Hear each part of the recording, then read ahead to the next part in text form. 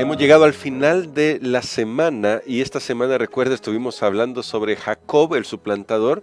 Es la primera semana que hablamos acerca de él. Todavía nos queda algo más que aprender de la historia de este patriarca, pero hoy queremos hacer un resumen de lo que hemos estudiado, que ha sido mucho terreno bíblico, pero esperamos extraer las lecciones esenciales de esta semana. Así que vamos a pedir la bendición de nuestro Dios.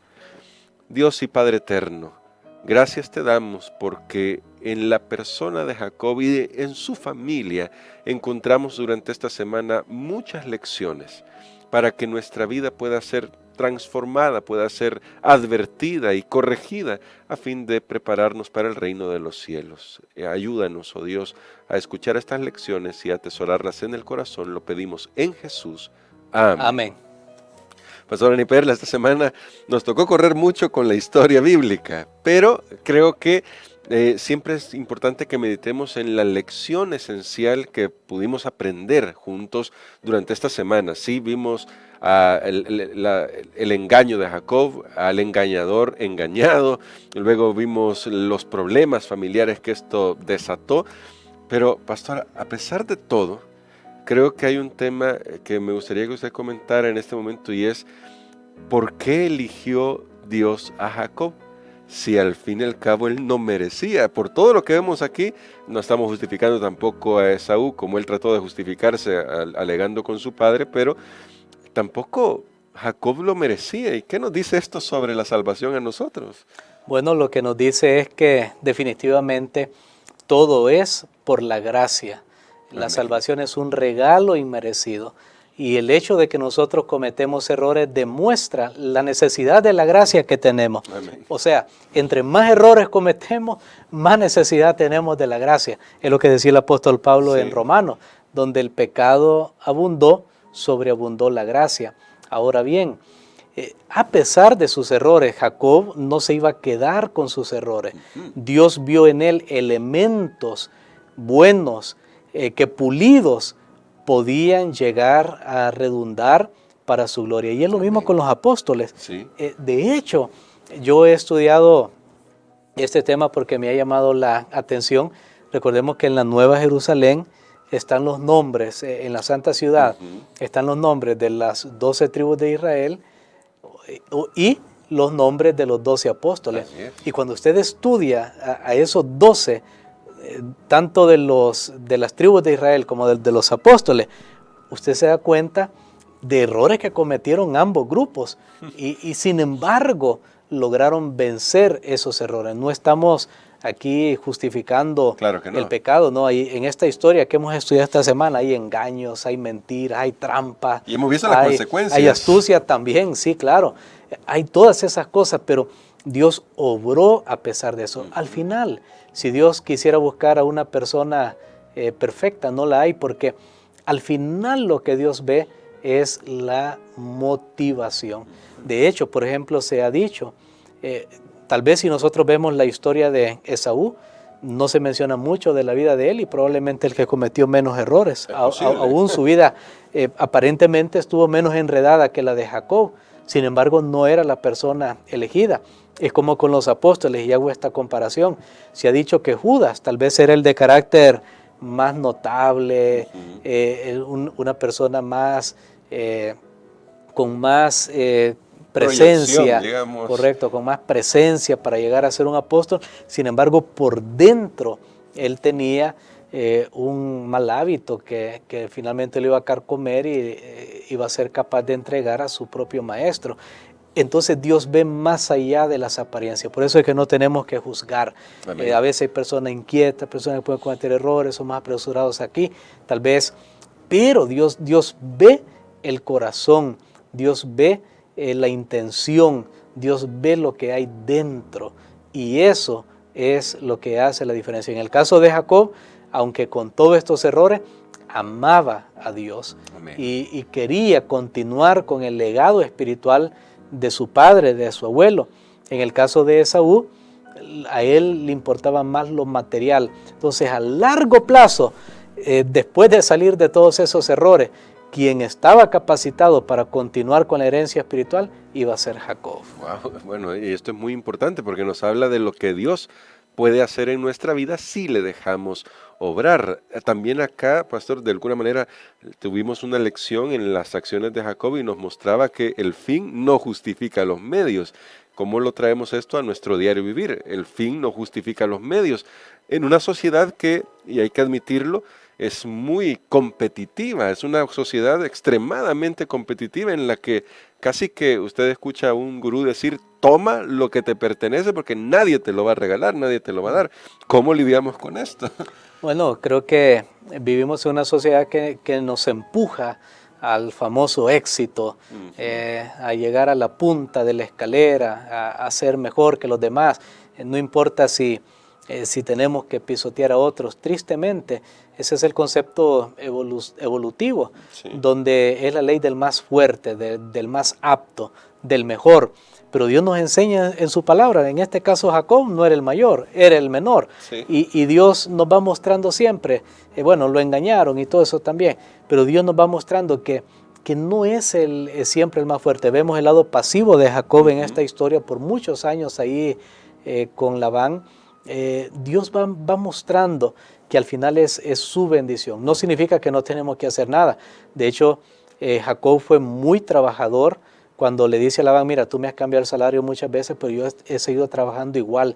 Y esta es una gran lección para todos los obreros ahora, que sí, muchas veces piensan, bueno, pero es que me hizo una injusticia en la empresa, me vio mal el jefe, dijo esto, y entonces no hago el trabajo. No, usted siempre haga su trabajo, porque al final lo hace para Dios. Lo dice incluso el apóstol Pablo de los esclavos ahí en el Nuevo Testamento.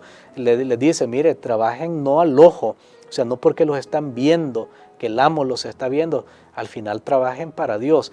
Creo que eso era lo que Jacob tenía en mente y eso era un buen elemento de su carácter. Pero en esta sociedad que nos dice, haz esto, sé astuto, no importa qué medio uses, con tal que ganes, realmente nosotros tenemos que aprender a ir, aunque sea despacio, pero con los principios correctos y, por supuesto, con la bendición de Dios. Pero ahora, pastor, porque aquí resulta algo muy interesante. Usted destacaba la parte en la que parece que Esaú está más interesado en las cuestiones materiales y quiero hacer una comparación. Y de hecho, la lección traía esta pregunta y quisiera que la reflexionáramos y nuestro pastor nos va a ayudar. Y es el hecho de que sí, vemos que Jacob finalmente va madurando y creciendo en su carácter, pero vemos a un Esaú que creo que daba por sentado que siendo él el mayor tenía que tener por derecho todo lo que su papá le ofreciera, tanto material como espiritualmente. Y en ese sentido, ¿qué peligro hay que nosotros, especialmente como pueblo adventista del séptimo día, caigamos en la misma situación de Esaú, creyendo que en realidad todo lo que tenemos de alguna manera lo merecemos? O pensando, bueno, ya somos el pueblo elegido, yo ya conozco las profecías, ya me bauticé, ya soy adventista, estoy salvado, no importa si voy o no voy a la iglesia, si diezmo o no diezmo. Sí. No. Ok, ¿cómo podemos hacer? Y me llama la atención realmente esta pregunta, porque esto nos lleva tal vez a un tema que es bien extenso, pero aquí solo vamos a mencionarlo de paso, y es el determinismo, que muchas personas piensan. Aquí lo que hay es que Dios predeterminó a Jacob para bendecirlo y a Esaú para perderse. Entonces queda la responsabilidad en Dios, no en el hombre. Aquí la predeterminación que algunos creen que la hace Dios o el diablo, y ellos eligen quién se salva, quién se pierde. Yo no hago nada. Entonces muchos pueden pensar en eso. Recordemos, ya vimos características en Jacob. ¿Por qué Dios lo eligió a él? Porque estaba interesado en lo espiritual. Pero saben que la Biblia responde esto. De hecho lo hace en uno de los textos que ya leímos, en una de las lecciones que estudiamos el trimestre pasado, el libro de Hebreos, capítulo número 12 y versículo 16, nos dice por qué fue realmente que Dios rechazó a Esaú para ser el primogénito y en su lugar elige a su hermano menor. Estamos en Hebreos capítulo 12, 16, porque estamos en esta reflexión que está muy interesante y dice así: que no haya ningún fornicario o profano como Esaú, que por una sola comida vendió su primogenitura. Muy bien. Ahí está, Esaú era profano. ¿Qué significa? Irreverente. ¿Qué significa? Que no estaba interesado en las cosas espirituales, mundano, dado solamente a lo material. O sea, el problema no estaba en Dios. No es que Dios dijo, bueno, Esaú, mejor tú no, me gusta más Jacob y tú no. No. De hecho, Esaú hubiera sido él, ya tenía la primogenitura porque Sí. era el mayor, no tenía que hacer nada. Wow. Simplemente Tremendo. tenía que comportarse a la altura de su llamado. Pero teniendo todo eso, dice la Biblia, el problema es que Esaú era profano. Wow. Entonces el problema estaba en él. Y saben que esto es bien importante en quién se salva y quién se pierda. No es porque Dios diga, este me gusta, este no me gusta. A veces hay gente, hermano Gerson, que piensa, bueno, usted ha sido más bendecido, usted pues Dios lo quiere más. No, aquí Dios no quiere más a nadie. Él no hace acepción de persona. Amén. Él ama a todos por igual. Pero de nosotros depende el resultado final.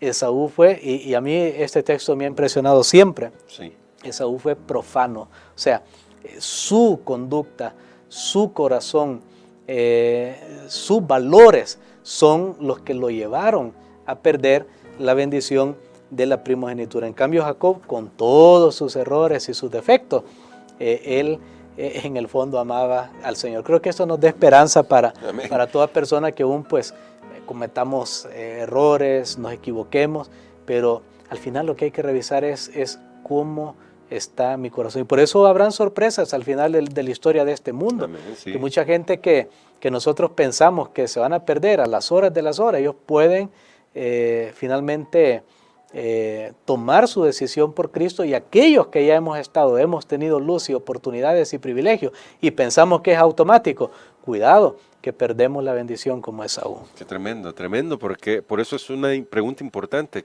que no nos pase lo que le pasó a Esaú creyendo que ya lo tenemos todo asegurado por simplemente nosotros mismos, ¿no? Recordemos siempre que todo es por gracia, y ahí es donde debemos tener la actitud de Jacob de aceptar esa gracia de nuestro Dios.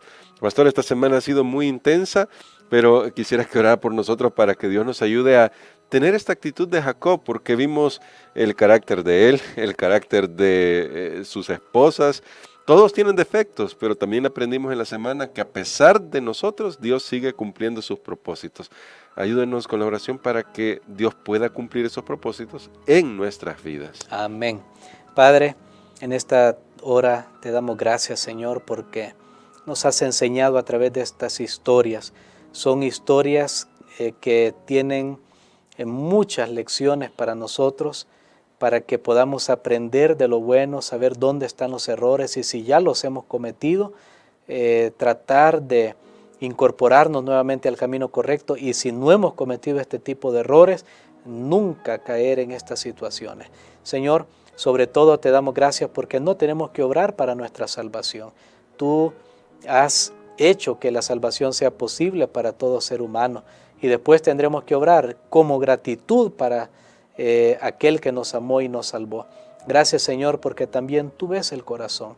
Como dice allá en tu palabra, en el libro de Cantares, aún si alguien duerme en esta hora tan especial de la historia de este mundo, tal vez en su corazón está velando. Yo dormía, pero mi corazón velaba.